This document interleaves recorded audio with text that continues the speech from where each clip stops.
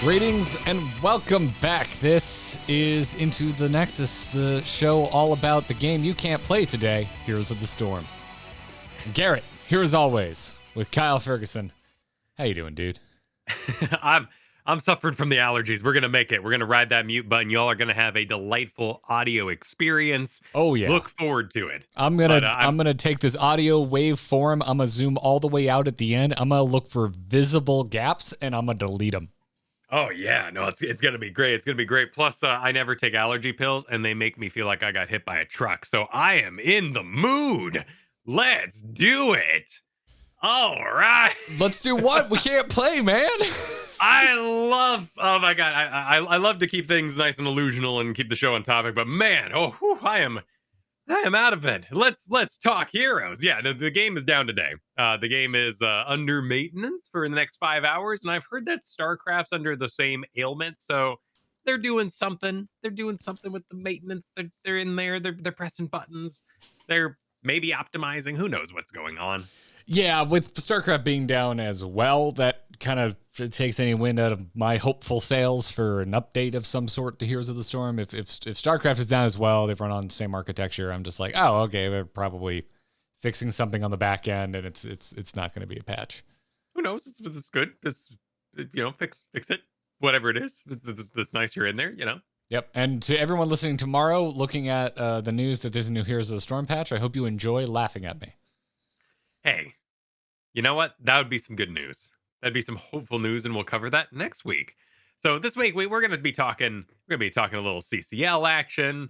We were horribly wrong about our mobile predictions, and we'll get into all that good stuff after a little hangout here. I had a delightful Here's the Storm experience this week, as it is CCL time on right now, which means the game, particularly the Diamond Plat range, the Decay range, if you will, is packed with really good players.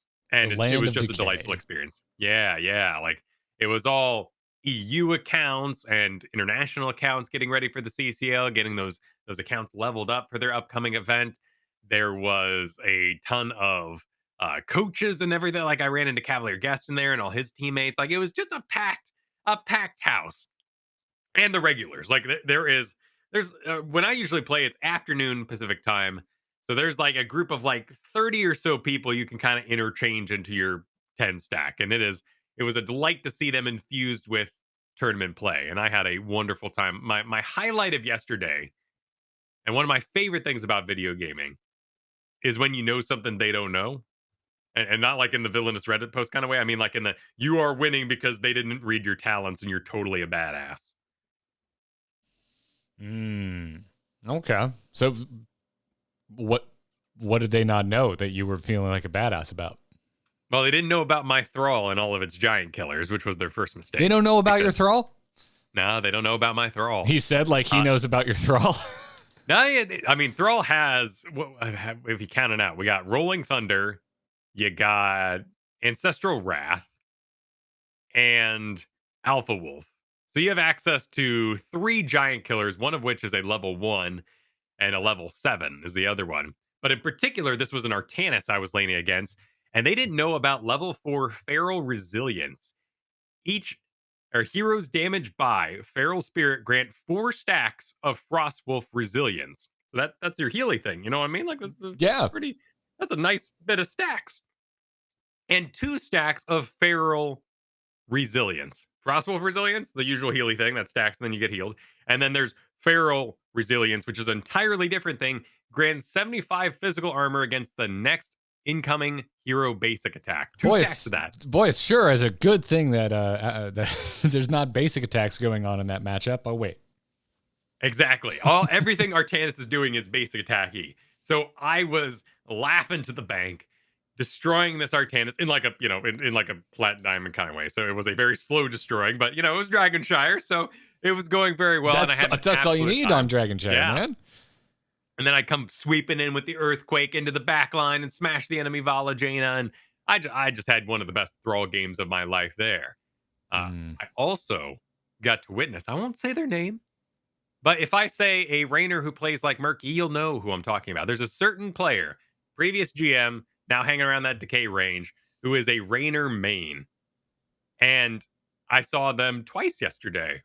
They usually, I see them around. They've So been around for years. I am not hip to this. What do you mean they play like Murky? They just lane the whole game and show up for occasional team fights? Yeah, so they solo push. They go off and do their own secret missions, if you will. They'll try to destroy your buildings with Hyperion and just drop Hyperion on cooldown, no matter what. And then they take movement speed and healing talents to run away as fast as possible as soon as the map goes vacant. So it's a Murky. You know, they basically do the equivalent of a Rainer bubble on their way out. And at level 20, they take the newer talent, Execute Orders, which is reduce Rainer's death timer by 35 seconds, and upon death, the Hyperion is cast towards the closest enemy hero. So at that point, you got what, maybe maybe like a 70-second death timer. So you take that down to 35 seconds. So basically, by the time you run all the way back to the keep to defend the solo Rainer who is pushing your base with a Hyperion, you get them because they're now running in there trying to die. They die, free Hyperion goes across your keep, so they get the keep, and then they're back before you can cross the map to the other side. So yeah, Murky Hyperion Rainer. This is like the coolest thing I've heard out of this game in a long time. I think if you could master the playing normal until 20 mindset, this would probably be a legitimate strategy. The difficulty with this particular individual is that they choose to play that way for the entire game. Now they do a lot more running away in that early game, but you're scared. Dude, what a bait and switch you did such a good job of just teeing that up as the coolest thing ever. I didn't realize that there was pain behind those eyes. Well, and the difficulty is that you draft a Rainer. And so your team's going to be like, yeah, let me get like a Kael'thas in here. Let me get a Jaina or something like that. And then you've got a Rainer who's actually Murky. So oftentimes the sustain in the draft is wrong. And because they do this so much, the times I've played with them, their communication isn't on during the draft. It might be communicating later on, if you catch my meaning. But there is not like a, hey guys, whoa, this is what I'm doing, copy pasta as it's known on the internet, like bam, here's my spiel about what this Rainer is you're going to be getting. So ultimately it is seen as a detrimental thing. Well, if you didn't want more of this, maybe you should have led with that, because that you made that sound really exciting, dude. I mean, it is like it was trouble. Like we could not deal with Rainer and get to the other side fast enough in order to capitalize on the Rainer we got. Because of course, like sometimes you win a whole game because you got Zul'jin out of position. And you're just like, well, why was he there? Nobody knows. Let's go win. And by the time you even get to the winning side, there's no time. Rainer's back. Gotcha. I had a lovely sparring session against a Hogger on Zul this week, top lane, Dragonshire. Dragonshire just giving up some nice 1v1s this week. Oh, what a weird matchup. Yeah, it was quick. This bleeds into my next story, but we'll just talk about this for a second. But yeah, Hogger wouldn't leave top, and I think we had a Leo who he wanted bot, and I was like, all right, whatever. I'll take top, and maybe hopefully I can get a little chance to also show up mid from time to time. I never got that chance because that Hogger was really persistent. But it was fun. I had a good time, especially because I freaking wasn't really until like level 7 that I felt a little comfortable. So I went skeleton build just so I could like refill off of Dragul's essence. And once that came online, I was kind of owning again. Plat ownage. It was slow, but it was a good time. Didn't win the game, but came out of it feeling very satisfied about that particular sparring session. Of course, then eventually, other members of the team show up, which draw other members of your team, and then they never leave, and so you never get the Zul. Yeah, laning's kind of fun. That's the difficulty there. Is once you end up in a place, you kind of go, oh man, this is a nice house, and you're like, please leave. The party's over. No, I don't want to walk home. It's raining outside, and they stay too long. I want to say 3 separate occasions this week I have typed, Leo, you can go. Let me lane, please. Leos just want to be my buddy, apparently. I get it. We're both from Diablo. We both love skeletons. But anyways, are you ready for my story? Yes, bring it. I went to hell this week. I had to climb out of Dante's Inferno. End of last week, I don't tend not to play over the weekends. Here's my story. I was playing a game, trying to have some fun, playing Illidan. Keeping my team ahead, getting a level lead, pushing those lanes out, getting some kills. And I get a call from the other room. Hey, dinner's ready whenever you want it, but I can keep it warm. I'm like, okay, cool. Let me wrap this game up. And I just had a team that just didn't want to play the game. Like one person just like didn't like how things was going, decided they were just gonna like AFK clear on a tank, and then everyone else just didn't want to engage on anything. So I was just like annoyed and thought, I'd rather have dinner with my wife. So I just left the game. I left the game, Oh. Kyle. That's right, I did it. I left the game. Yeah. So I went to lever queue. Come back Monday. I'm like, oh right, that happened. Forgot about that. Oh, let me just get one win. Kyle, it took me 6 games to get that win. How could you? The second that thought enters your head, you're already doomed. Oh yeah, it's over. It's just over. So yeah, I've haven't had the best attitude in this game recently, and bit me in the ass this week. Lever queue is it's a tough place. I will say the sense of triumph I felt after finally getting out of it was not unlike killing the first hard boss in Elden Ring. I really felt good. I was extremely. If you talked to me in the middle of this, I would have cussed the paint off the walls. You would have not. That would not have been a pleasant person to talk to. But when I finished it, when I finally got out, I was pumped. I paced around the house a little bit yesterday. Finally got out of this damn thing. Did you just keep spamming Illidan, or did you go for all right, this is my winning hero? So that's how I started. I started with like, I don't care. I'm just going to play Illidan because I have fun playing Illidan. And when I eventually get my win, I eventually get my win. But you know how it is, man. Too many losses. Eventually, you don't stick to that anymore. Yeah. And yeah, I went to, at no point in any of my games did I see anything that looked like intelligent laning, so I knew I still needed to be able to get experience for the team. But I needed more of a ability to make a play happen. So I went with Zool instead, because I was like, I think laning plus Bone Prison is gonna get me there.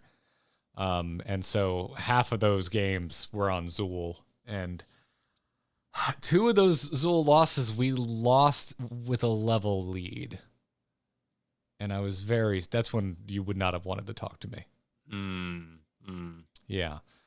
But eventually picked it up.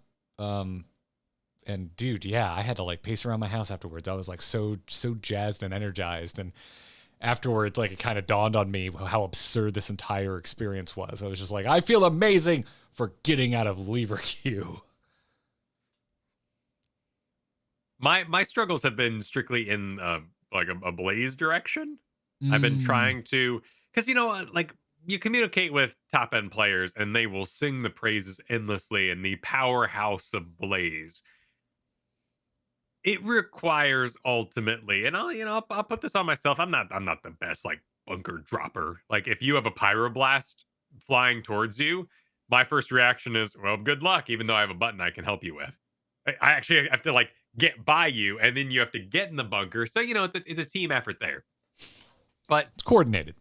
I really struggle to get any wins at all with Blaze right now, and I think just from a mindset area, I really like that more peely kind of tank. Muradin is like the minimum of peel I want in a situation. I think ETC's pushback and stun is much preferable. And if I am going to be tanking, I either want to be hyper aggressive on the enemy side, like Diablo brings, or I want to actually be able to like push things off you.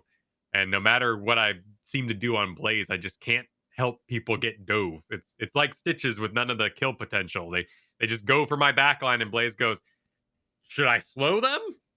What should I do about this situation? You know what my darkest moment was during my climb out of the lever queue? Oh, did I lose you? No, I'm turning off my camera for allergy-related reasons. Oh, okay. I do not want to expose the back end of a sneeze to the audience. Okay. But Kyle, the darkest moment of my experience that I just described was in losing a game to Combustion Blaze, because in the back of my mind I could just hear you echoing like a disembodied dead Jedi, going, "You only take combustion when you're styling on a team that sucks." You're muted. I agreed. I agreed with your statement. It was, I'm not even joking. Sitting alone at my desk going, "Damn it, Kyle." It's true. So anyway, weirdly had a good time. Also, the best compositions I've had in probably 3 months. Every game had a beautiful comp. I don't know why. It didn't help because lost a ton, but every game I got in, I was like, man, I almost want to stay here. Almost. But yeah. Also, I have a sinking suspicion. It's been so long since I've been here, man. Have you ever been in Lever Queue? Twice maybe? Okay. I think this is my third. Okay. I know I did it once last year, but I digress. It's so infrequent. I don't know. So if anyone here is a bigger rage case than me and can confirm, because you spend more time there, please let me know. itncast@gmail.com. But I think it's also where people to just have shitty internet or bad hardware go, because sure. Every game, including the one I won and got me out of there, had someone just standing still until they become an AI. Yeah, it's something for it's something to overcome. It hasn't been fixed yet, right? Like the bronze and silver leagues are so full of bad internet and bad hardware. Like, what can you really do about it? In that way? It is. I kind of praise a turn-based game. I praise a turn-based mobile game for really kind of standardizing hardware and internet access, because you're basically saying, regardless of what happens, you will be able to play this game. Wait, a turn-based mobile game? What are you referencing? I don't know, Hearthstone or something. I don't know.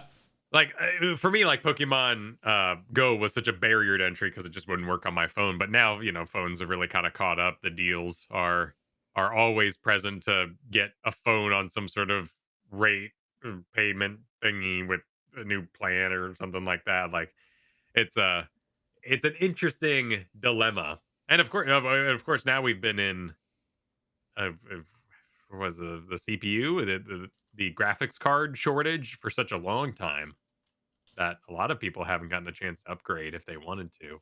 Yeah, anyone with any knowledge on that, my understanding is it's still kind of considered best practice. Just go buy a pre-built computer. You get a better chance to get all the parts you want than trying to source them all individually. Insane. Which stinks, because I love my chassis, but I'd love to do some upgrades. But like, I go and look up the price. Like, if I want a new processor, if I want a new GPU, it's ridiculous, dude. It's absolutely insane, and I would love one. I'm still on a 2080. I'd love to upgrade to the 3000 model, but I think I'm just gonna ride this till it dies, and then just buy a new computer. What you gonna do? Anyway, that's my story. I'm out of hell, Kyle. Congratulations. Yeah.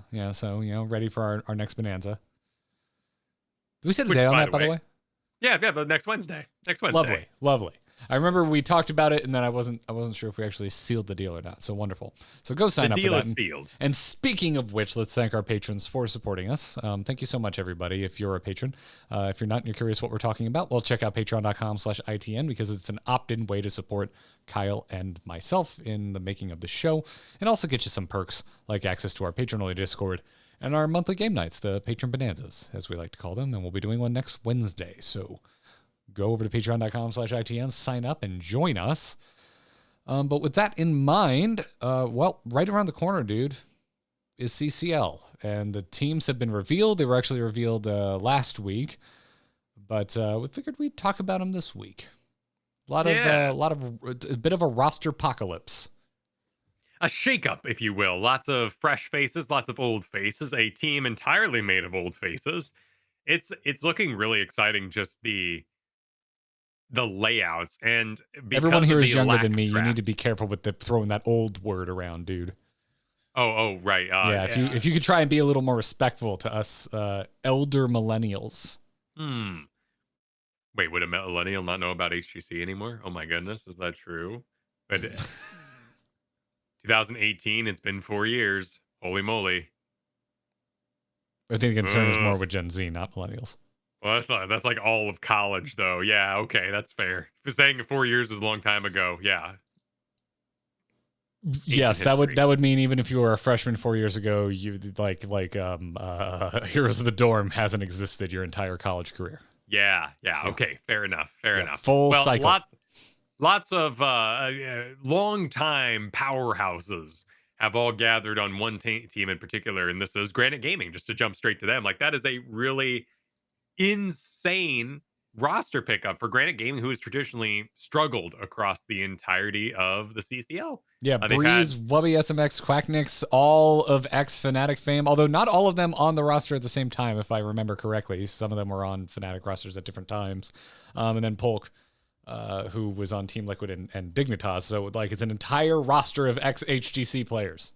All of them. yeah, yeah, and Granite Gaming, I don't want to say they've had like an identity problem or like what their issue has been in the past directly, because they've always kind of pulled it together at the end. They just always started out a little weak, perhaps, in the CCL, and now with a more localized team, which is really kind of the overall story of a lot of these teams.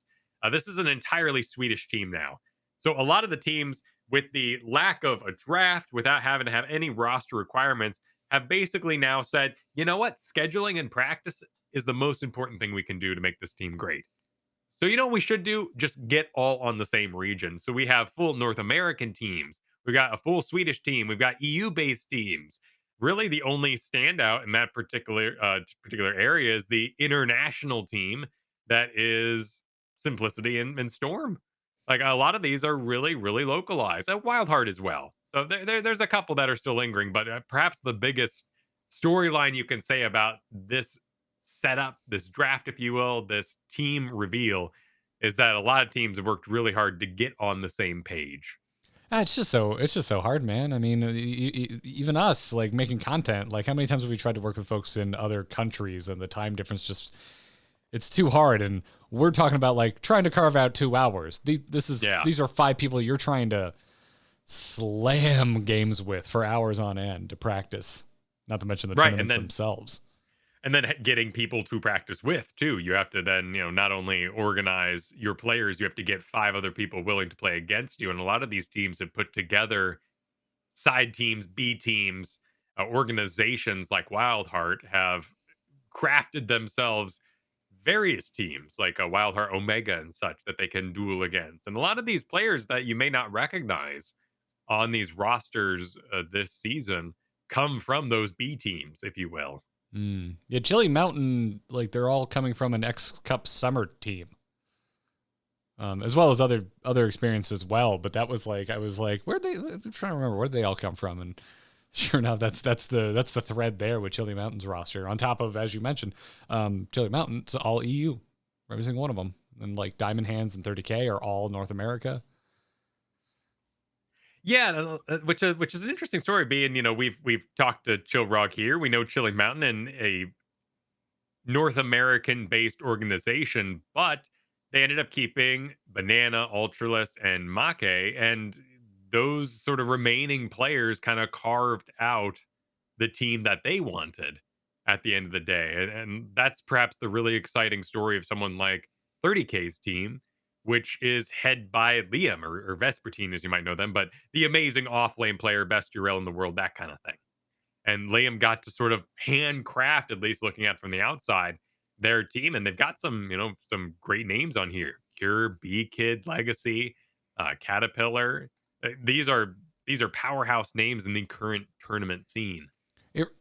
I can't help but look at this in a weird music way, which is like, I look at it like supergroup bands where it's like, is it like, because it's like these are extremely talented players that get to like decide what their team is, right? So it's like what was rest in peace Chris Cornell from Soundgarden went and did Audio Slave for a while, and he like handpicked his band. Like he grabbed guys from Rage Against the Machine and stuff. And I always look at that like, yeah, it's like raw talent, but is it going to be as good as the original band? That's kind of where my head's always at. Is like just because it's everyone you would want in a perfect storm, like with whatever you get to make the decisions that you want to make. Is there an X factor to teams that are drafted together that can't be replicated between like with just pure preference? It's a good point. That's where my brain I can't goes follow the anyway. band analogy exactly. I like when a single band member says, I'm gonna do a solo tour, but they don't try to like do the tour like the lead singer, but then they just like put together a team that can play the songs. Like, no, they just avoided their band. What I would prefer is you go out there and you say, I'm doing an acoustic tour, and it's still your old songs, but you've added an edge to it that makes a difference. When you play with other people, Yep, it's not weird for me. I've been to a few of those. They're kind of fun. Yeah, Yeah, they're fun. Or they're like they're intimate. Dave Grohl has like a 20-minute jam track that I just love on Spotify. Like, Oh, I haven't heard that. I'll have to go look that up. oh yeah, it's very kind of rad tad, very kind of just going, soundscapey I like in that way. Brendan Kelly, who's a part of the Lawrence Arms, which is one of my favorite punk bands. He does acoustic tours pretty often. He just goes and books himself some bars, just goes around, does little acoustic sets. Basically, any name you don't recognize in these rosters has come up recently in something like the Heroes Rise Contender Series, which was a monthly tournament that was run throughout the early bits of 2022 here, and that gave a lot of eyeballs to new players. And of course, some of these competed in Storm Division NGS. Most of these players, I will say, if you do not have for someone doing the interviews a Liquipedia page. So, hey, if you're listening to this and you're new to the scene, head on over to Liquipedia, make yourself a profile. It's very helpful. and it's something I really, I'm definitely a watching a movie, look up the actors kind of person. So I really enjoy just kind of touring Liquipedia when I'm watching a tournament. So hey, head on over there, make yourself a profile. Let me see what you've been up to, where you came from, what you been. Help the casters out, help the podcasters out. Yeah, help us all out there. Be lovely. I did that with the new HBO show last night. I was like, where did I see you before? Just sit there with IMDb open, shouting stupid facts to Katie. Yeah, it's most fun when it's like voice actors, right? Because that's the real hidden one. I did that when I started up Demon Slayer. I was like, that sounds familiar. Yeah. Wrong. Someone I don't know at all. Yeah, but there they're anime. You're getting into archetypes too, so it can be really hard to tell. Unless, of course, Steve Blum walks in the room, and then you're like, "All right, Wolverine. Yeah, all right, yeah. We all know okay, you. Spike. All right, We got you at your old thing, and your old thing's great. So let's all let it happen." Do you have a favorite based on what we're looking at here? It's hard as like an old HGC head not to look at Granite and just be like, you've got some serious talent. But also a lot of these players haven't been like in the CCL recently. Yeah, I mean, I have a lot of favorites, in particular when it comes to tanks. Like I really like watching Caesar Salad go, and they're relatively new to the scene in a sense. Um, I really like seeing Bad Benny just go on Oxygen. I always cheer for Oxygen quite a bit because Cavalier Guest, buddy who I play NGS with, is the coach over there, and I love what they cook up. And I know whatever's being cooked up, whether or not it works, it worked in math, and that's what I love about seeing them play. Like there was a spreadsheet where this strategy was calculated to win, whether or not it was executed correctly. Which is that's the best part. Like it sometimes your cake doesn't work out, but all the ingredients were delicious, all natural maybe. 30K I think is your team that you root for if you just want to win. Like this would Dallas Cowboys. I don't know sports. But there's always that like safety team that people who aren't super into sports just are fans of, and they move their fandom all the time like that. I'm Yeah, I'm fairly not certain that's accusing. not the Cowboys.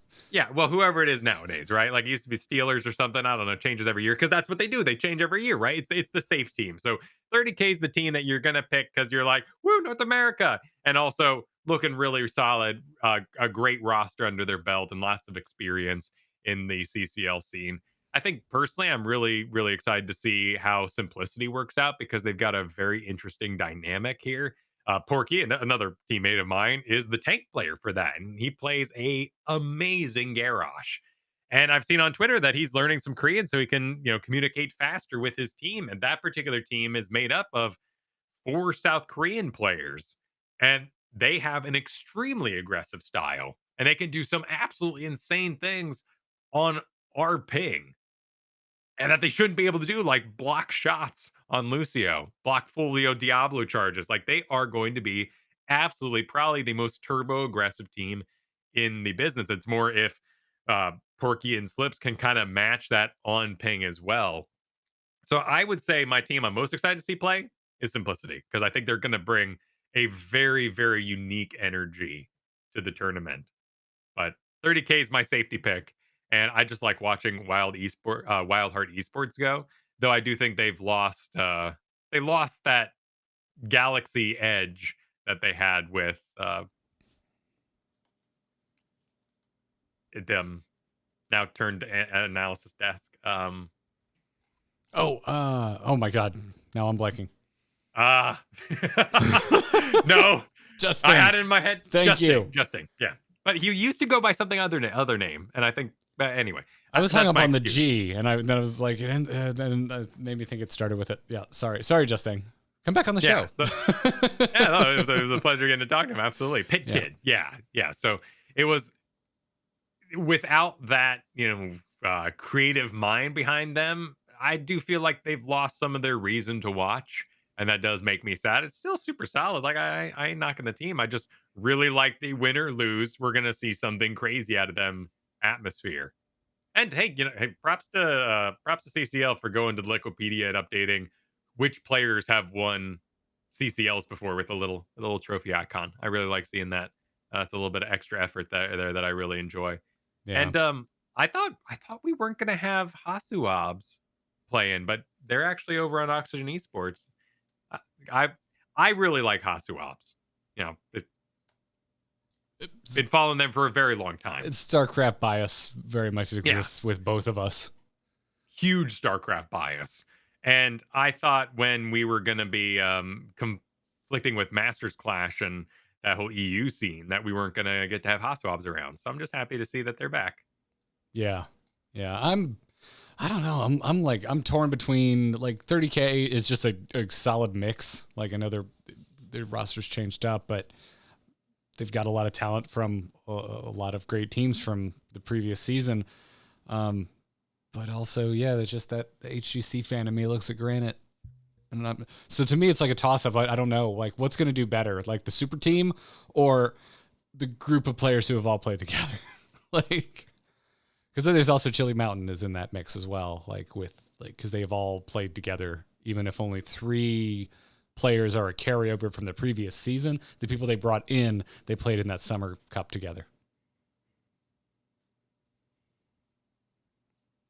It's going to be a good throwdown. I'm really excited for it. The teams have been, from what I've seen, I don't think it's unfair to say delayed in their practice, but also a lot of them took breaks. A lot of them were playing other games, were participating in other scenes, and have come back to Heroes for the CCL. So I'm expecting a slower start overall, as not much is on the table in these early group phases. You can always make it back in those later playoffs with a real gauntlet. But if the group phase doesn't go for you, a lot of teams just treat the group phase as practice, and around that week 6, week 7, we're going to see it really be unleashed. And that's insane to me.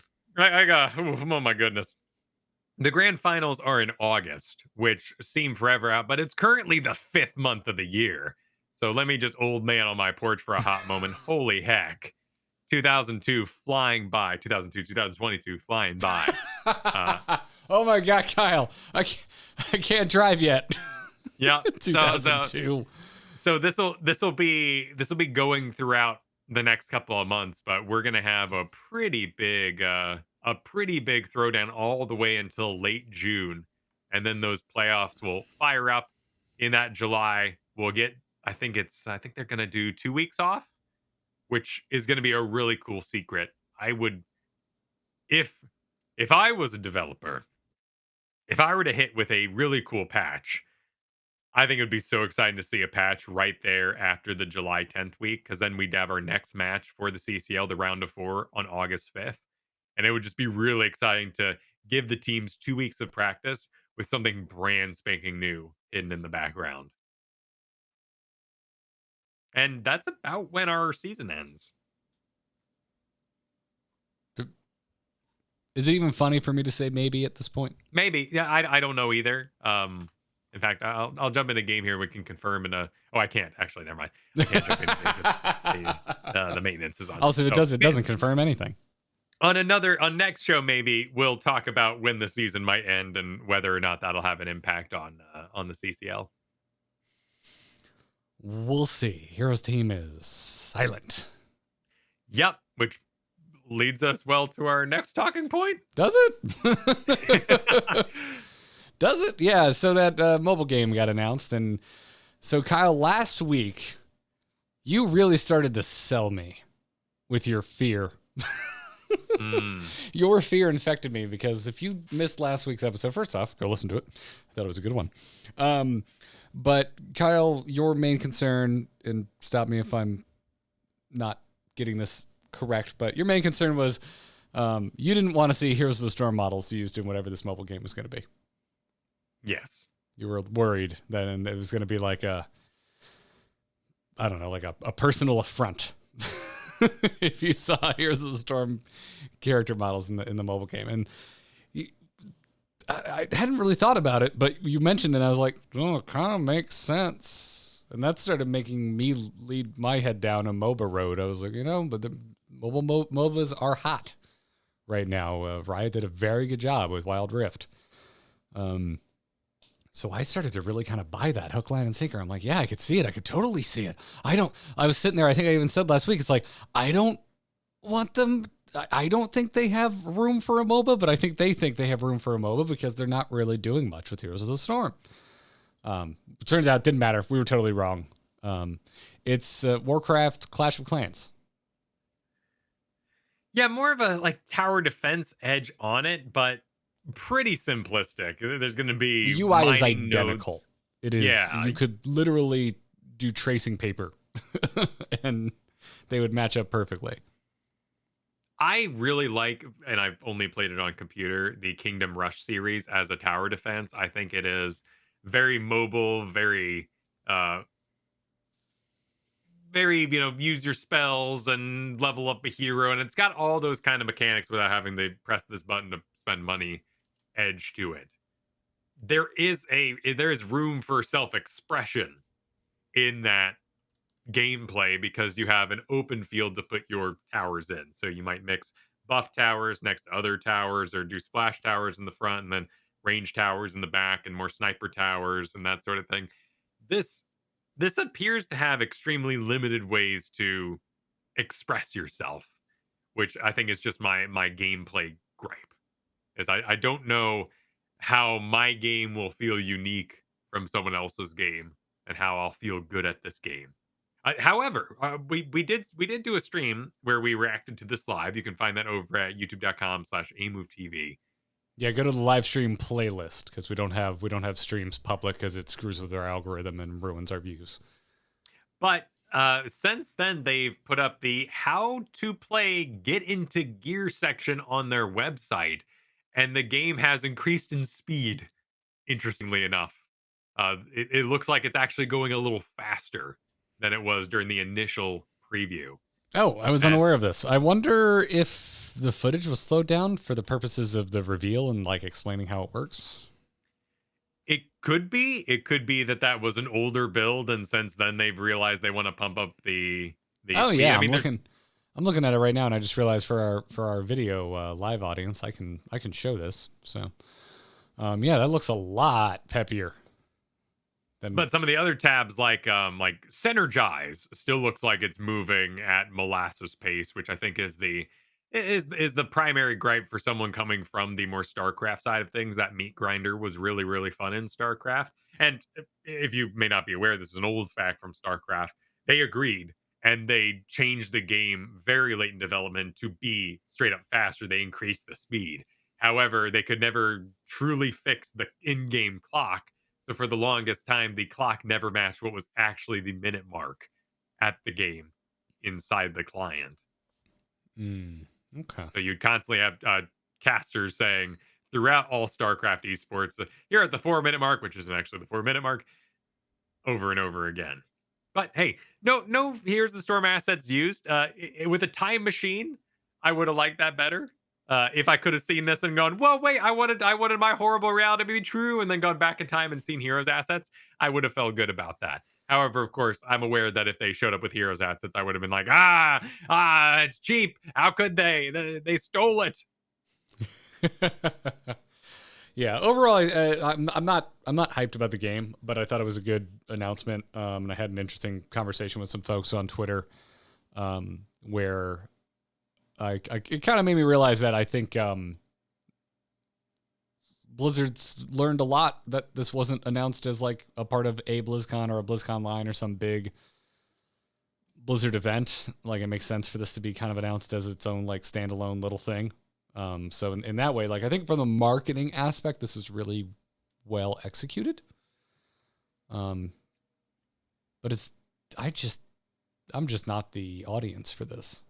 No, I don't think we are in particular, and we've got these beefy computers, and I don't think that's necessarily a sunk cost fallacy in that way. I've got a nice phone nowadays. I just don't want to play on my phone. And you know what? Like, I'll give it an honest shot. Looking at the speed it is in just the deploy window here, this could be something I will casually enjoy, and that's fine. I think something I saw across Twitter the day of its announcement was, man, just admit, or let's normalize was kind of the phrase used, right? There's always the I for ones or let's normal, whatever kind of the phrases of the Twitter verse at the moment. But this was a let's normalize saying this game's not for me and moving on. You don't have to gripe someone else's game. And I agree with that statement. However, it's different because it's still Blizzard. And in the past, there was kind of an attitude of like, Overwatch, it's not for me, but I know that money will go into the Blizzard sphere and will eventually create games that I do enjoy. That didn't come to pass. And that certainly didn't feel like the problem with Overwatch League and the HGC Fallout and all that sort of thing. No, But in Overwatch the League felt like it past, was the reason HGC died. Like, it is overly right. simplistic from the outside looking in perspective, but that's certainly how I look at it. And in the past, like when you're paying for your WoW subscription, the circa BC era, there's that thought in your head, like maybe all this money is going to build a StarCraft someday, and it did. So when I look at Warcraft Arclight Rumble, what I see is an investment in mobile, and investing into Warcraft Arclight Rumble is just going to create more rumbles. Like, Blizzard is now in the mobile sphere, and they are going to use that money to make more mobile games. There is Diablo 4 on the horizon, which is still exciting, and I've got my hopes. I think I know Diablo 4 is going to be a live service game in some way. My true hope is that Warcraft Arclight Rumble comes out, live service, get your money. I get it. Whatever that untitled, only just announced survival game is, I want that to come out on Steam. I know that's extreme. Fine, put it on Battle.net, but whatever it is, just put it out. Just be like, we make a game. Here's the game. And people say, where's the updates? Where's the expansion? They said, we made a game. That's it. We thought this game was really fun. We thought this game was really dynamic. Maybe we'll come up with new maps in the future or something like that. But ultimately, we have made a computer game. Here it is. That would be the best thing that Blizzard can do as a Blizzard enjoyer, for me to want to invest in your games again. because it's like what they did back in like the early 2000s, like pre-World of Yeah. Warcraft? Is that what you're getting at? It's more. It's the passion of it. Yahtzee, a video game reviewer, makes this joke a lot that you used to put it out a game and beg us that we'd spend $30, and you'd thank us when we played it. And how dare you ask us to spend money and spend what the game is actually worth? Yeah, it's very true. Like $60 does not cover the expense of the game. And then you got loss leaders like consoles. The price of video games has not gone up to match what they cost to make. Meanwhile, movies, of course, the price of a ticket has gone up to match, and all that sort of thing. So I get that you got a nickel and dime in other places, but I think it would be such a win, uh, psychologically, Mm. to see just a game made because it's a game from a game company. I think the release it on Steam is more realistic than it won't be a game as a service. I'd like to see that still. The Steam would give me hope. I know that's like a broader audience, like, but get away from your launcher. Stop this ecosystem Yeah, and with the Microsoft merger looming overhead, I don't really even see the value proposition of the BattleNet app at this point. It's just like these are game. This is a collection of games that just happens to be made by this one studio. It's not even that anymore because Call of Duty's in there. Yeah. I don't mind it. It's a perfectly fine app. It works well and doesn't inundate me with ads. Although I had a pop up for ArcLight yesterday, but whatever. I clicked it, went away, and it hasn't bothered me since. So yeah, I mean, in that way, I'm like, yeah, sure, whatever. But there's like, I don't know. It's not something I feel very passionate about because there's so many damn stores now that you have to contend with if you want to play certain games. And I'm just like, whatever. I've just kind of accepted it. It's like, if I stop and think about it, I get annoyed about all the different streaming apps. But again, it's like, well, if I want to watch this thing and it's only on this thing and I want to do it legally, that's what I got to do. So I don't think about that very often, but that's interesting. And also because it's a survival game and I cannot help but think of Valheim because it's a game that impressed me endlessly. It's the absolute last thing I want is a really good survival game that doesn't get updates because that's what Valheim is. It's gotten like one side update and I'm dying for more content in that game.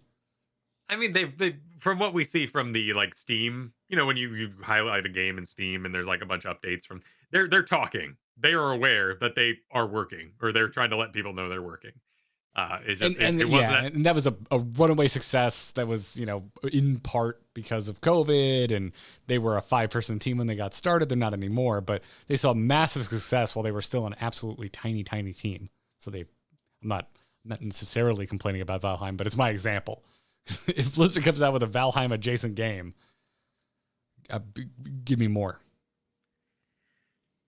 That's a fascinating general conversation because yeah, I'm frustrated with Darkest Dungeon 2 right now. I bought that game on the Epic Store, assuming that I was getting increased value by buying it early because you would come out with your chapters at a fast enough pace that I could stay into it.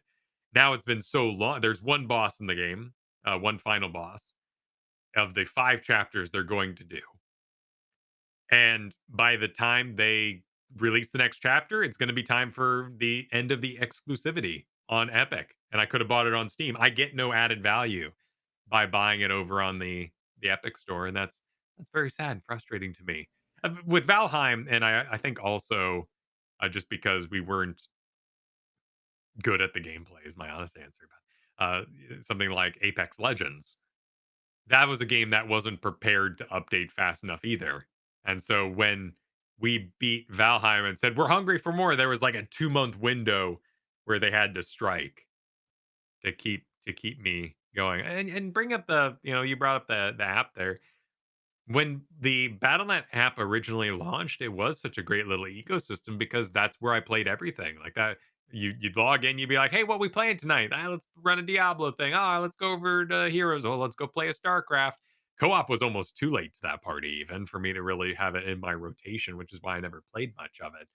But now with other games in tow, and what I think of is the absolute mess that is the Hearthstone menu, I just don't go in there for anything but Heroes. Yeah, I don't know. Blizzard's in a weird spot, which is the understatement of the friggin' century.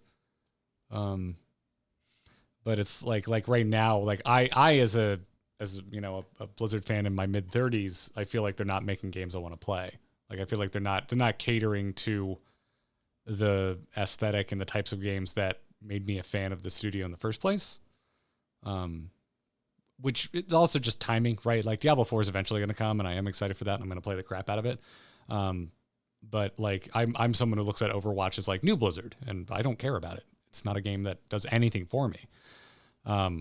So with Overwatch 2, on top of the fact that it looks very much like Overwatch 1, and it's a sequel to a game that I just don't play. That plus the latest announcement was a mobile game. I'm just like, yeah, okay, I guess they're not making nerdy games anymore. Like it feels like, I don't know, like they're chasing like the popular stuff, which is ridiculous because like World of Warcraft was a worldwide sensation. But absolutely. I still think of that as like a really nerdy, concept. Whereas I look at Overwatch and I'm like, yeah, it's like the NFL of video games. I do not care. World of Warcraft is a lifestyles game. This is going to define your personality, and I do not blame anybody who doesn't want to make a game that demands that much of their audience or influences them that much. I mean, you've got a lot riding on you. You got, that's people's entire being. And you got to stay squeaky clean. You gotta make sure that you have regular updates to a degree that'll satisfy so many different ranges of play. It feels it feels like to me. It reminds me. Are you familiar with the term Disney adults? No, what I mean, people our age that are like you're full blown grown ass adult, but you're still all about Disney. Like you love Disney movies, you love going to the parks, that kind of thing. And it's something that Disney has had to contend with because they used to not exist, which makes sense because, well, Disney didn't exist for people of like our parents' generation to be raging fans of their their products. But it is now. And so like it reminds me of like those weird years like in my for me it was my teen years where like Disney was like disowning things like Neighbor Before Christmas, like pretending they didn't exist, and if you're lucky Hot Topic had like one shirt. And now you look at it and you're like, holy shit, they've figured it out. And I feel like Blizzard's in this weird spot where to me, I look at it and like, oh, they're chasing a younger demo. And I'm sitting here being like, well, I would still like stuff that, is in your wheelhouse of, how I became a fan back in the, late 90s, early 2000s. That will be Diablo 4 eventually. And I guess the big exception or big unknown to this for me, very personally, this has now just become a personal conversation about Blizzard fandom. The big unknown for me is World of Warcraft. I wasn't blown away by Dragonflight. I didn't think it was the worst thing ever. World of Warcraft is always this little X factor. Like maybe it'll be good and that'll bring me back and that'll give me that fix of old school Blizzard. But I don't know. I wasn't super impressed by what I saw from Dragonflight. From what I've seen from the response is that the people who like World of Warcraft are excited for more World of Warcraft. And we might be asking them to innovate more than they're comfortable with their market that they have. Maybe, yeah. I guess I thought I want, and this now becomes kind of a marketing or wider conversation, which we don't have all of the information to speak to, right? But like, I would assume if you're still playing World of Warcraft right now, at a time where I think it's pretty bad, of course you're going to be excited by Dragonflight because in my mind, like my reaction, this is an emotional response, is you clearly you like it now. I don't, but like, so it makes sense that if you like WoW right now, you would be excited for Dragonflight. I would think the team would be like, wow, we're just purging subscribers. We should probably swing for the fences and try and increase our player base. And I don't think that's what we saw from Dragonflight. I think that was a real play it safer. I think that's why the style of the mobile game is off-putting. Because we wanted to naturally Blizzard has this old reputation of taking what works and refining it and polishing it and kind of that Blizzard polish we talked about 10 years ago. Okay, I think I really agree with you because I've been thinking about this, but continue. And what they created was something that matched the look and the feel of games that already exist, rather than taking that look and that feel and making it their own, or making something that would appeal to us as the computer gamers and the old style fans they have. And when you smooth out the spikes and you get rid of the gore and you get rid of the speed and the meat grinder, we're no longer looking at something that's distinctly Blizzard. Yeah, I agree entirely. I was having this conversation with Katie the other day. I was like, this is the first game I've ever seen come out of Blizzard that doesn't look good from an art perspective, or this game doesn't look art first, which Blizzard games always look like to me, which I know is probably an insane statement, but it's kind of like Blizzard games have always looked very art driven, and this looks like the antithesis of that. Looks like Fisher Price. Well, and the demands I saw on Twitter were, I'm not going to play this, but when are you coming out with models that I can buy? And some people the zoom ins on the minis themselves are, I think, really well done. Those look cool. But the actual gameplay, the look of things, it looks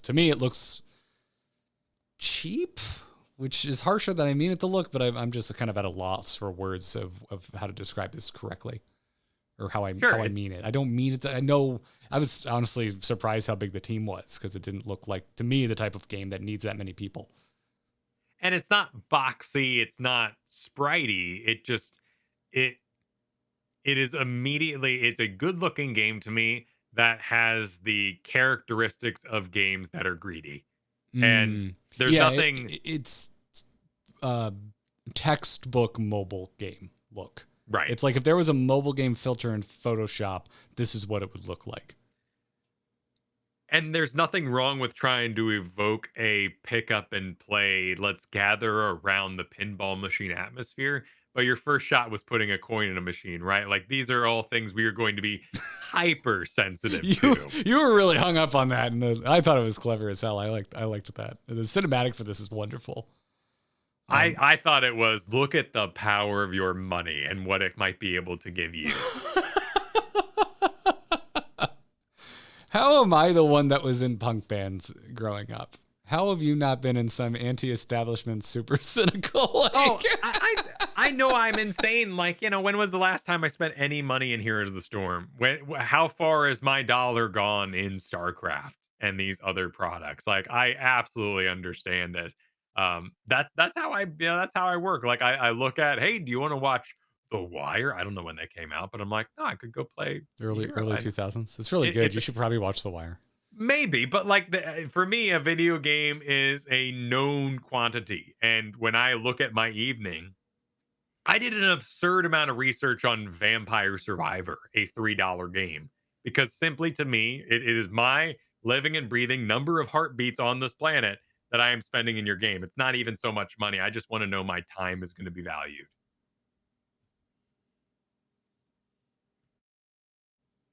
I don't do any of that. Survivor is really fun.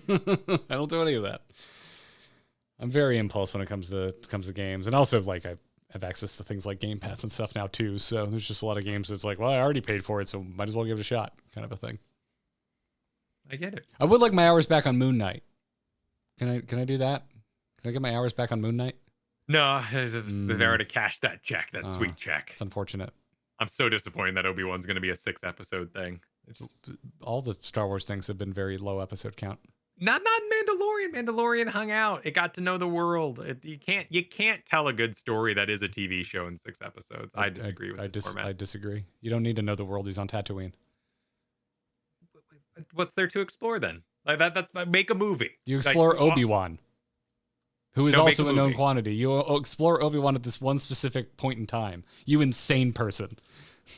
You made a movie that's twice as you declared a TV show that's no longer than the extended edition of Fellowship. So just put out a movie. Kyle, if the extended Fellowship is your basis, you are always going to be disappointed. That's why I would rather watch The Fellowship than go watch something unknown. Exactly. Like this plays exactly. It all comes back around. See, I make perfect sense. It's just that my choices are extreme. Mandalorian season 1 was 8 episodes. That was a good amount. Yeah, that was good. We got to. So there's an arbitrary amount of episodes where it's good. Yes. Okay. 6 is too few. I just wanted to make sure that you're absolutely crazy and an unreasonable human being. Yep. No, Cool. that's it. Cool. What is there to explore?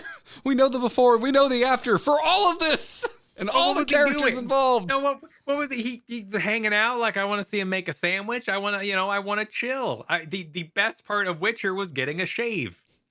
Witcher 3, you do a bunch of side quests. You'd be like, oh damn, I'm gonna go on the main quest and I gotta meet a king. I gotta go to town and get shaved. I gotta get shaved. I gotta get my hair cut. I gotta go, and then you put on your nice suit for that particular cut scene. Like you gotta live in it. You gotta really kind of. You're describing Blade Runner, which you hate. But that's a different thing. That's because I don't like robots who don't think they're real people, and because we're all as real as we want to be. I need the world to be established. Kyle, there's a masterpiece of a movie that's all about establishing your world. No, the one thing I don't like, so the entire thing is forfeit. Yeah, okay. You're one of my closest, nearest, and dearest friends, and I hope that this was a window into how frustrating it can sometimes be to talk to you for people out there listening. We both agree that Warcraft Arclight Rumble doesn't look like it's for us, and we hope that it would be. And I certainly do not begrudge any dev who worked on the project. I think that they innovated well on the archetype they were given. It sounds like, by the way I've seen, like basic from the way they advertise it, the maps are made by a two-person team in that way, like a designer and an artist, and they can bust out maps. Like that's a phenomenal. That's amazing if they can actually move that fast and that cleanly to come up with new ideas. That's the kind of thing that to me just sounds fun to work on. Like when you can iterate that fast and you can go from concept to an actual product, in this case, a map, like that just sounds exciting. Cause it just, I don't know. Like as a consumer, I'm just like, I don't, this isn't the type of thing that gets me excited. And I have trouble, I think, removing myself and my own preferences in games from it, because there was just a lot of internal hype about this. Everyone, my buddies at Blizzard, they're all playing this and they're stoked, and I'm sitting here like a curmudgeon being like, I don't get why. Like this doesn't look exciting. This doesn't look like something on the scope of what I'm used to from Blizzard. But if you think about it from the process of like making it and the kind of like idea jam fluidity of how you make these types of games, I bet it's a blast to work on this freaking team in this game. Yeah, and if you can, like, in a how many does what does it say? Maps? Is there any list of maps? I think it's something absurd like there's a remarkable amount of information on the site, and I don't know where to find that. Yeah, they just say maps. I think they mentioned something along like 12 and then like 65 different heroes / minis that you'll be spawning. Like, if they created a system, dungeons and boss fights, and I'm like you too. I'm here all day, happy to be like, yeah, it's not for me. I'm gonna try it. Well, yeah, of course. But if the design there, like the sit down with your notepad kind of DM philosophy of making video games, is always appealing to me. It's the part where you have to fight the system, and that's frostbites and Mass Effects and multiplayers, and what we've heard has to be done to do menus or anything outside the game in StarCraft or Heroes of the Storm. Like if they have a program where they can say, hey, I drew a map, an artist says, cool, I like that map, and they can get it in the game, and they have 12 maps, let's say, adding another one, very low risk. If they have 27 maps, very, very low risk if you make a bad map or an experimental idea in there. And if you do a co-op map versus a PvE map or a PvP map, whatever, like there is so much room to innovate. I think it would be a delight to be on this team. And then if you can make Heroes minis fast enough without having to battle that system, and the art style is welcoming enough that those ideas can be turned around quickly, heck yeah, that'd be an absolute blast to be on that team. So we're grumps who are going to try it. Is that where we're ending? I really have no interest in making a large declaration that I'm going to try a game that looks like a lighter version of a thing I already did. Tower defense and, like I said, Kingdom Rush. I really like those kind of games. So if there's a decent upgrade system, if I'm not burdened in too many kinds of currency, this one appears to have coins and skulls, I think, are going to be, from what I saw in the trailer. There might be chests that you open, but they've said no loot boxes. So the chest might have buffs or potions in it and what have you. Like, it all depends on what all those auxiliary systems is. My old man gripe is when I log into your game, and I really yell at Hearthstone for this, I don't want 20 alerts of things that I missed or that happened while I was gone. I know how long of a break you take from Hearthstone. I can't imagine how much of an assault on the senses that must be. Oh, it's awful. It's such a turn off. I just want to close the game and be like, well, yeah, okay, I'm a chicken. I've filled my meter. I've got 5 packs of something. The packs are now infested. Okay. So on the regular Hearthstone player side of things, we're always asking for them to give us more information in game. Sure. Because there's like, I believe when there's a hot fix that impacts cards in the game you're playing right now, they don't tell you that in game, and so that's been like a big thing everyone's asked for, which I believe is actually really hard to pull off because this is things with like the Apple Store and how long it takes to actually like push changes out to that. But I digress. If the community of Hearthstone had its way, you'd have even more things you need to click through, Kyle. I'm sorry. You know what I'm ultimately saying. We agree on that statement. Is I don't like systems, and that's the whole World of Warcraft problem too. I don't want to be alerted of your systems and your complexities and your credit unions. If you, however, I open your game and it's like this card is banned in this mode, and we've updated a 2 to a 3 here. I'll click through all of that and be like, "Yep, not for me." But hey, someone's happy. Here we go. Here we go. This is all meat. This is all meat and potatoes. You want to go to Disney and get a paper fast pass. You don't want to go on your phone and figure out what Genie and Lightning Lane are.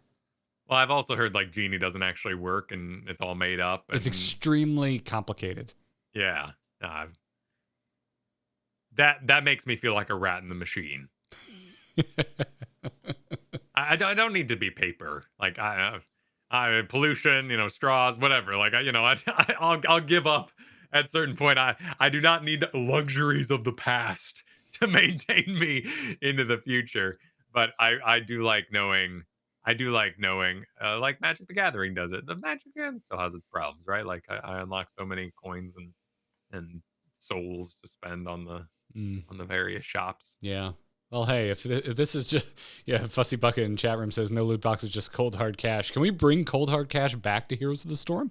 Yes, that is a great point. We were having a conversation on this on my stream yesterday. Like we were all digging the game, just like hanging out, having a lot of fun. Lots of people new checking out the stream because of the Final Fantasy stuff that I'm doing. There's like really people being like, "Whoa, I've never seen this game. Whoa, what a cool game!"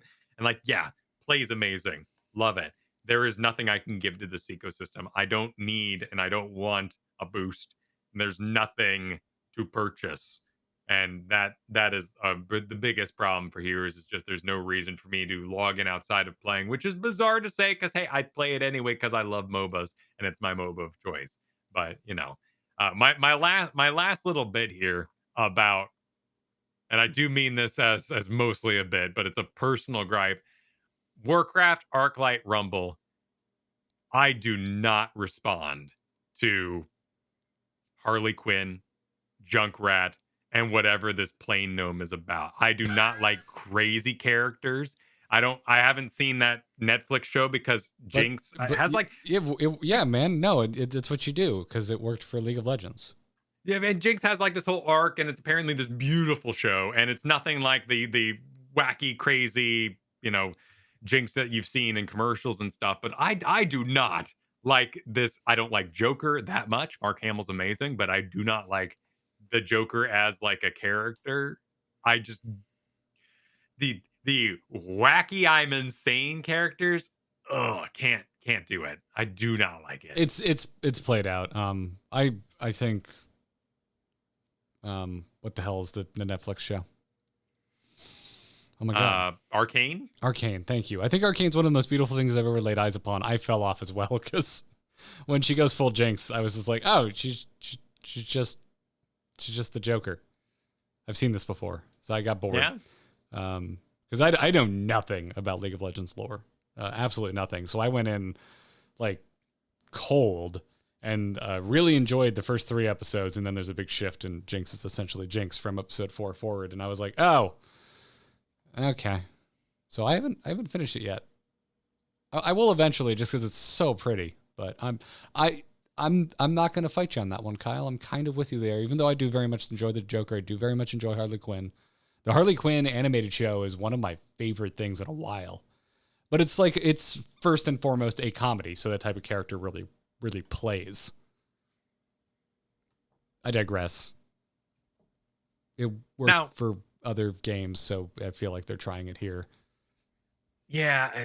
So scroll to the top here and take a look at that the orc's face. Okay, hold on. Let me go back for our video audience. And he's kind of got that fist back that's doing like kind of the inviting hand thing, like, you know, a walk on the beach with the anime girl kind of reaching for you, but not really. I'm going to fight, but I also want to look inviting. Right. And his face is like, haha, see how much fun I'm going to have when I charge in here. Like, make a box around his face. That's the icon. I would say, oh, now we're just doing the face thing that every Clash Royale's ever done. Like, okay, so all right. Yes, but Kyle, is it still better than the crazy gnome? I think no. I want to hear hear me out. How many apps since the dawn of the iPhone have blatantly been ripping off the look of Blizzard things just to try and get you to install their app? That's true. So you know what? Go for it, Blizzard. Just own it because it's yours, and Mofo's been ripping you off for years. I mean, honestly, 100% defend them on this. I'm probably pretty lame. Like, what I would rather have the icon be is like one of these 2 towers here, because that makes me think, oh, I'm actually going to get to play. It's going to be the lightning bolt with the cog. That's going to be it. That's going to be the icon. The actual icon on the store is Crazy Gnome. Oh, shit. Okay. Like, that's the selling point is Crazy Gnome. Like, you are going to see... Okay. You're going to see her with her gun pointing at you and go, this is what I want to play. This matches my desires. Listen, Kyle, man, sometimes. Yeah. I mean, what does the Hearthstone swirl tell you? Yeah, that's a good point. It is very iconic. What does it matter? What is a hexagon in the heroes? Like, why? Why is it a hexagon? That's true. Who cares?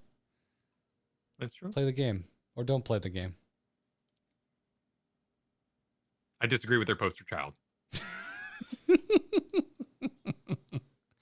I thought it was a really well executed reveal. You want to take a question before we wrap this up? Let's do that. Darkness stopped calling. Darkness just texted me. It's not the moment, it's a hero brawler!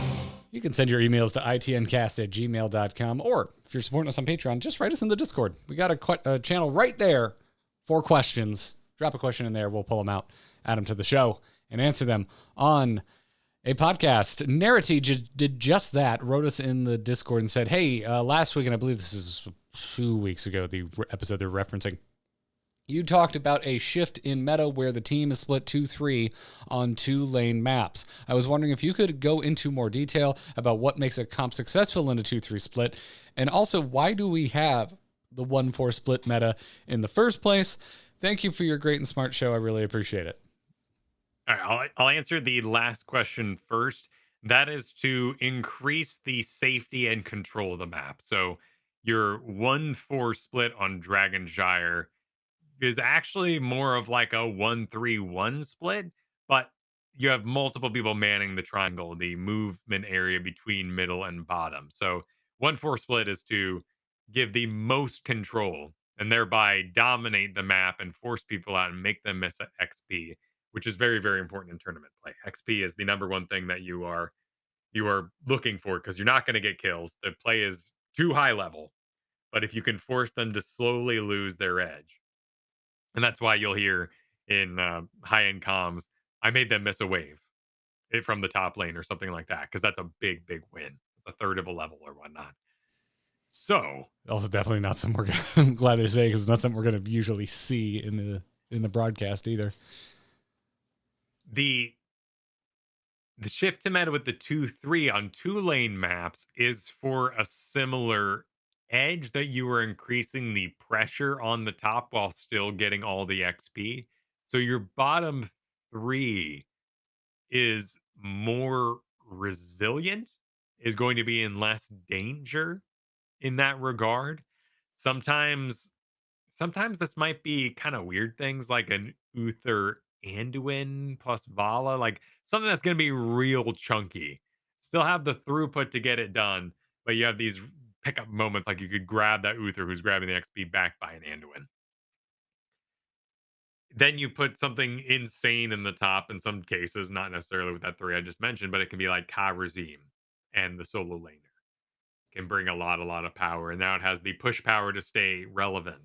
Particularly if you did like, let's say, let's imagine it's all back and forth, and all drafty. But you pick Malthael, and the enemy says, "Fine, I'm not going to pick a bruiser. I'm going to pick a ranged assassin like Raynor," and you put Raynor in the solo lane. Now Malthael's dead in the water, or a Lunar, even more extreme.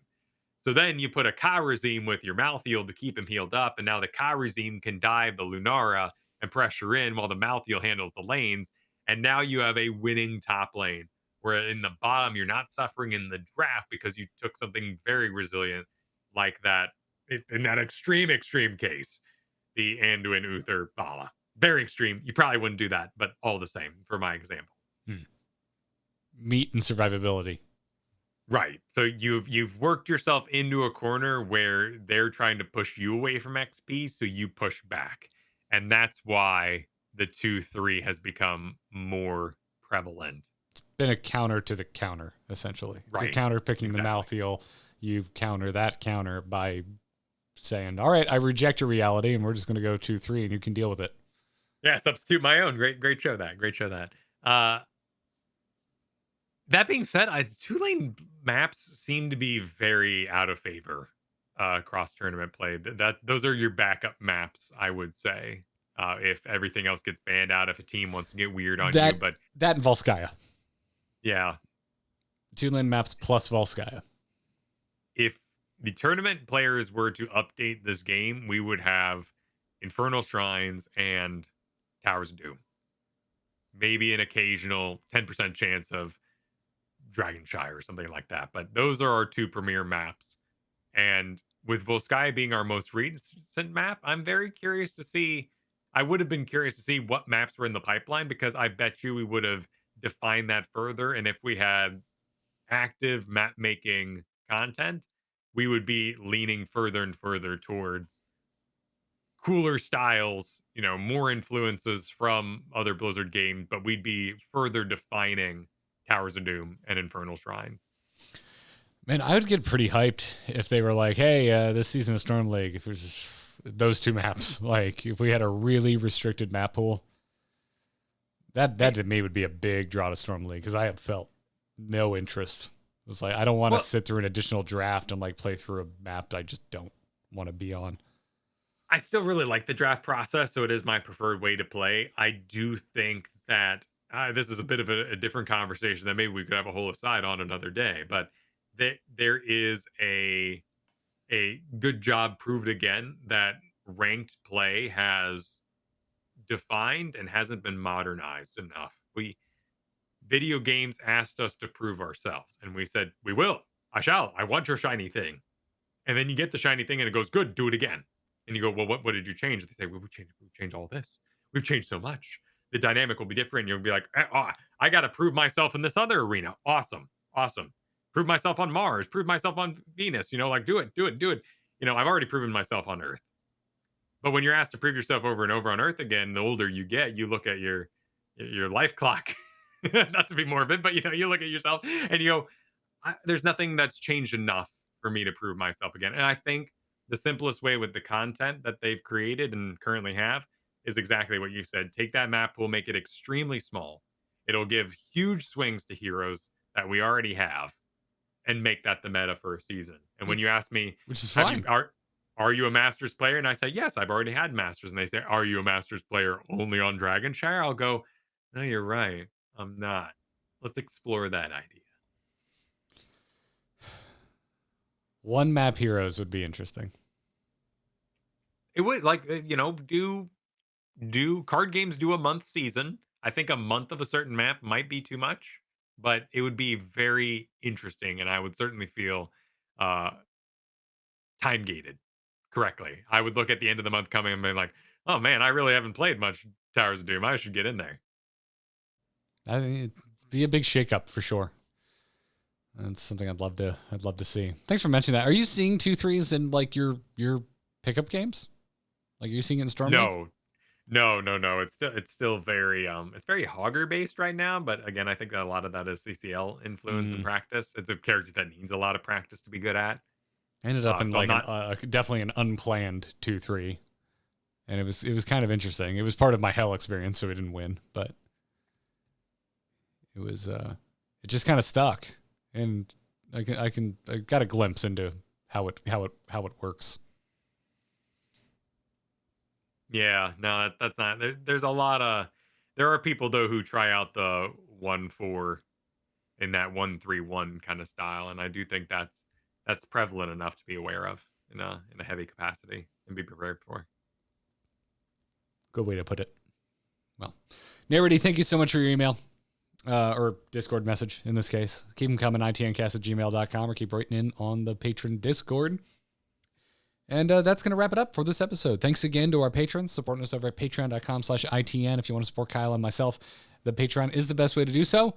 Whether you're a $1 backer all the way up to our producers, every bit helps, and we really appreciate it. So thank you so much for the support. And speaking of those producers, huge thanks to Sean B. and Mike R. You can find the show live Thursdays at 3 p.m. Eastern right here on twitch.tv/amovetv. You can follow us on Twitter at ITNcast. And you can find more of Kyle and myself over at youtube.com/amovetv, where we are playing through Final Fantasy XIV for the very first time together, in sync, in step. And we just started Stormblood, and our first Stormblood video just came out yesterday. So if you want to hear our thoughts on what is widely considered to be the low point of Final Fantasy XIV, and if you haven't heard people talk about it, it's a game people seem to really enjoy. So saying that for there to be a communal belief that something's a low point is actually kind of different. That video is now out, so go check it out. youtube.com/amovetv. See our first steps into Stormblood. But other than that, Kyle, dude, where can folks find you? You can find everything I do over at kylefergusson.com. There's a bit of a break on There'll Be Dungeons right now as schedules get worked out before we continue playing that. But of course, main thing, big projects, is the youtube.com/amovetv. So go check out Grinding Gear on YouTube. Streaming 2 times a week with bonus streams sometimes. We did a bonus stream this week covering the Arclight announcement. So if I sounded too calm and collected here, you should see my gut reaction to looking at it going, oh, no, this is not at all what I want. But hey, that's if that ain't making content, I don't know what is. I'm Garrett on Twitter, and yeah, same thing, youtube.com/amovetv. Please go check out our Blood, Sweat, and Tears on full display with our new video content. That's going to wrap it up for this week of Into the Nexus. Until next time, good luck and have fun. Take care. And I made it. Peace Peace be with your nostrils.